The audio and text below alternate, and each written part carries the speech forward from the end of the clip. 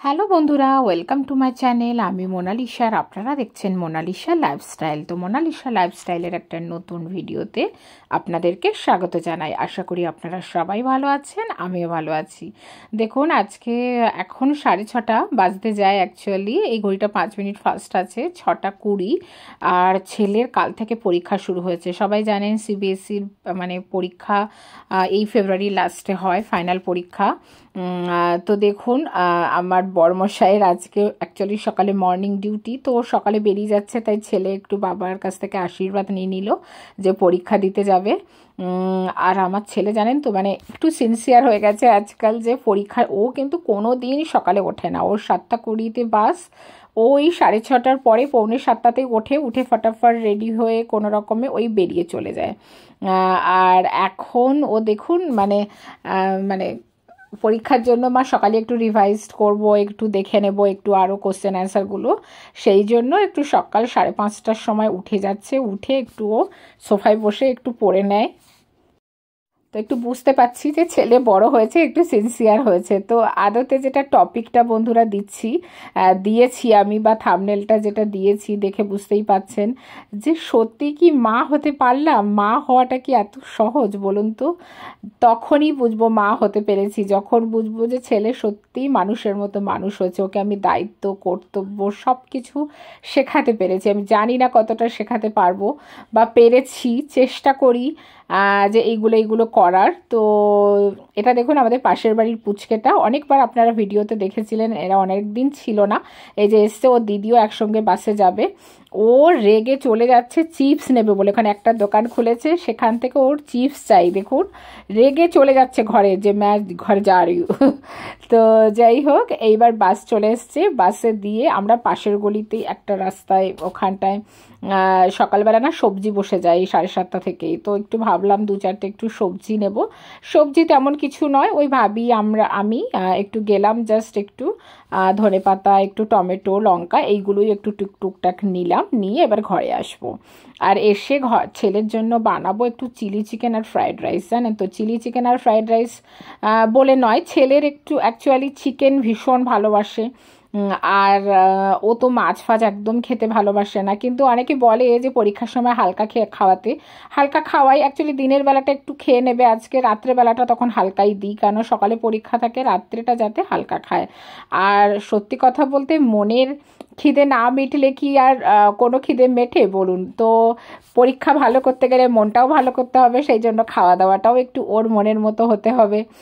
একটু বিভিন্ন রকম খাবার দাবার এই সময় এনে রাখি ফ্রিজে, জানেন তো, বা এমনি কেক, একটু ক্রিম রোল, ও যেগুলো যেগুলো ভালোবাসে, একটু না রাখলে হয় না। আর এই মাংসটা আমি কাল থেকে ম্যারিনেশন করে রেখেছিলাম, রাত্রেই ম্যারিনেশন করে রেখে দিয়েছিলাম মাংসটা চিলি চিকেনের জন্য, আর ফ্রায়েড রাইসটাও। তো কি ভিডিও করব, কি দেখিয়ে আপনাদেরকে গল্প করব, সবসময় তো বুঝতে পারি না, সেই জন্য আমি চেষ্টা করি রান্না দেখিয়েই করব। রান্না দিয়েই ওই জন্য আমি ভিডিওগুলো ম্যাক্সিমাম করি। ঠিক ঘর মোছা, বাসন মাজা, এইগুলো দিয়ে আমার ঠিক আসে না, আমার ঠিক পছন্দ না। এগুলো হলে আপনারা তবুও কিছু শিখতে পারেন আমার মনে হয়। তো বন্ধুরা, আসল পয়েন্টে আসি, যে বাচ্চাকে আমি কিভাবে ট্রিট করি, বা আদতেও শিখতে পারছে কি না, বা করতে পারছি কি না আমি সেগুলো। আর সবার বাচ্চা মানুষ করার ধরন আলাদা, হয়তো আমার পয়েন্টগুলো বা আমার ধরনটা আপনাদের নাও ভালো লাগতে পারে, আবার ভালো লাগতেও পারে। যদি কারোর কোনো পয়েন্ট ভালো লাগে, তো সেটাও সে ইউজ করতে পারেন বাচ্চার জন্য। আর যদি ভিডিওর কোনো অংশ একটু হলেও ভালো লাগে, তো অবশ্যই একটু লাইক করে দেবেন, আর কমেন্ট করে জানাবেন কেমন লাগলো। আর যদি আমার চ্যানেলে নতুন হন, অবশ্যই একটা সাবস্ক্রাইব করে আর ফলো করে আমার পাশে থেকে যাবেন। আর ভিডিওটা শেয়ার করবেন অন্যদের কাছে, সেটারও একটা অনুরোধ রইল। ভিডিওটা প্লিজ একটা লাইক করে দেখবেন। তো দেখুন, প্রথমেই যেটা বলি, আমি খুব চেষ্টা করি ছেলের সাথে একটা ফ্রেন্ডলি সম্পর্ক তৈরি করতে। অ্যাকচুয়ালি প্রথম থেকেই দেখুন, আমরা তো সিঙ্গেল, মানে নিউক্লিয়ার ফ্যামিলি বলতে পারেন, শ্বশুর শাশুড়ি সবাই আছে, দেওর কিন্তু 3জনই আমরা অ্যাকচুয়ালি থাকি। আমার বরের চাকরির সূত্রে যেহেতু বাইরে থাকি, তো ম্যাক্সিমাম বছরের পুরো সময়টাই তো আমরা 3জনই থাকি। তো 3জন থাকতে গেলে টোটালি ফ্রেন্ডলিতে তো আমাকেই হতে হবে। আমার কাছে যদি ও ক্লিয়ারলি কোনো কিছু না বলতে পারে নির্ভয়ে, তাহলে ও কার কাছে শেয়ার করবে?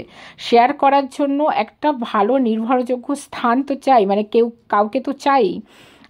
তো সেই জন্যই খুব চেষ্টা করি ছোট থেকে, যখনই স্কুল থেকে আসে শোনাই তোমার কি মানে আজকে কি কি করেছো, কি কি করনি, সব কিছু চেষ্টা করি ওর কাছ থেকে শোনার।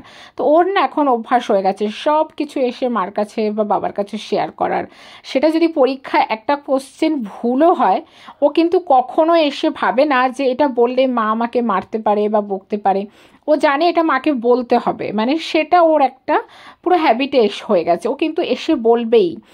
সেটা হতে পারে আমি অনেক সময় হয়তো বলে দিলাম তুই তো এটা জানতিস বাবা, তুই কেন করলি না, অনেক সময় হয়তো রেগে গেলাম, কিন্তু ও কিন্তু বলেই আমাকে, মানে এটা ওর একটা ভালো গুণ যে ও আমাকে সব কিছু শেয়ার করে। সেই জায়গাটা আমি ছোট থেকে তৈরি করেছি।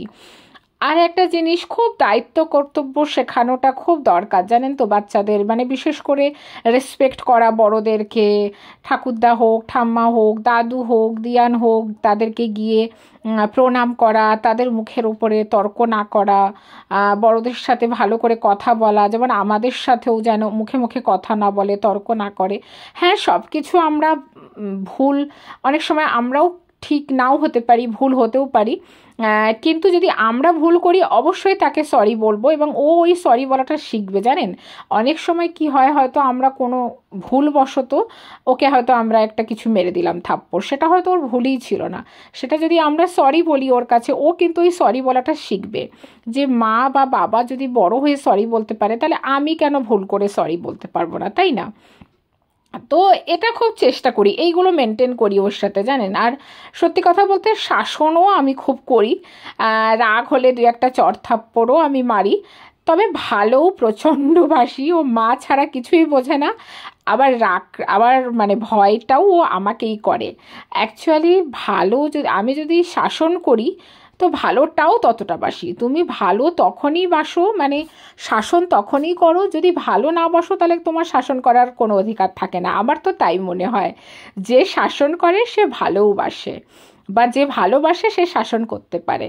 তো এইভাবে চেষ্টা করি যে কিছুটা হলেও ওর মধ্যে মূল্যবোধ, দায়িত্ববোধ, সবার সাথে রেসপেক্ট করা, থ্যাংক ইউ বলা, সরি বলা, ভুল হলে অবশ্যই সরি বলতে মানে শেখাই।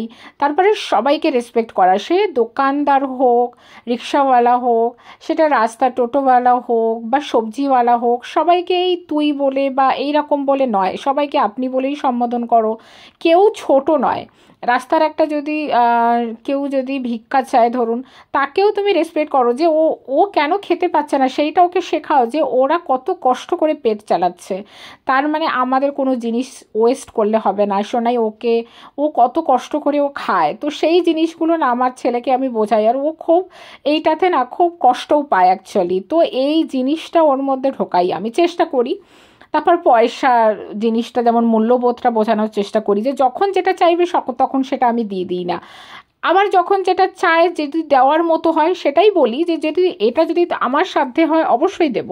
তাই বলে তুমি একটা যেটা তোমার দরকার নেই সেটা 3,000 টাকা 4,000 টাকার জিনিস আছে আমার, আছে বলেই যে দিতে হবে সেটা তো নয়। বাচ্চা যখন যেটা চাইবে তখন সেটা দিতে হবে, একদমই নয়। তো সেইটা ওকে সবসময় সেটা ভ্যালু বোঝাই, যে এইটা এত দামি, এটা তোমার জন্য এখন নয়, হ্যাঁ যদি ওটা দরকার হয় অবশ্যই তোমাকে আমি দেব।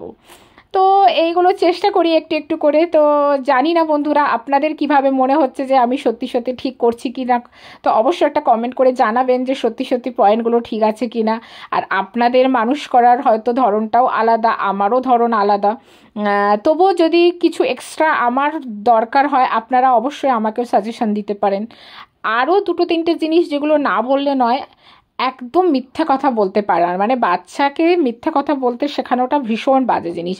খুব চেষ্টা করি যাতে ওকে সবসময় বলি মিথ্যে কথা কোথাও বলবে না, মিথ্যে কথা বলাটা মানে মহাপাপ, মানে মিথ্যে কথা বলে কোনো কিছু হাসিল করার চেষ্টা করবে না, সেটা স্যারের কাছে হোক, ঘরে হোক, যে কোনো জায়গায় হোক।